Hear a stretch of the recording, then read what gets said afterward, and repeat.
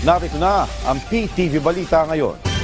Nakipagpulong si Pangulong Ferdinand R. Marcos Jr. sa kanyang economic team upang pag-aralan ang posibleng epekto ng tensyon sa Middle East sa ekonomiya ng Pilipinas. Ayon sa Pangulo at sa kanyang mga kabinete, sa ngayon minimal o maliit lang ang epekto ng digmaan ng Israel at Iran sa ekonomiya ng bansa. Nakamonitor din ang pamahalaan, partikular na ang Department of Economy, Planning and Development sa epekto nito sa remittances, exports, kalakalan at imports. Samantala, ayon sa Department of Energy, tinitignan din nila ang posibleng pagsasara ng Strait of Hormuz sakaling lumala ang hidwaan sa pagitan ng Israel at Iran. Maaari kasi makaapekto ito sa supply chain at demand ng langis sa pandaigdigang merkado.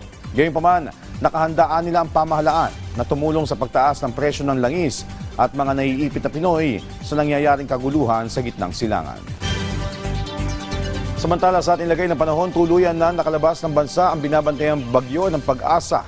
Huli ito namataan sa layong 555 kilometers west ng Bacnotan, La Union. Taglay nito ang lakas ng hangin na 45 kilometers per hour at pagbugso ng hangin na aabot sa 55 kilometers per hour. Ito ay kumikilos ng pahilagang kanluran sa bilis sa 15 kilometers per hour. Samantala, habagat naman ang sanhi ng manakanakang pag-ulan sa Zambales, Bataan at Palawan. Maulap na papawirin naman na may pag-ulan ang mararanasan sa Metro Manila at nalalabing bahagi ng bansa ngayong araw dahil sa localized thunderstorm. At yan ang mga balita sa oras na ito. Para sa iba pang updates, i-follow at ilike kami sa aming social media platform sa @PTVPH. Ako po si Joshua Garcia para sa Pambansang TV sa Bagong Pilipinas.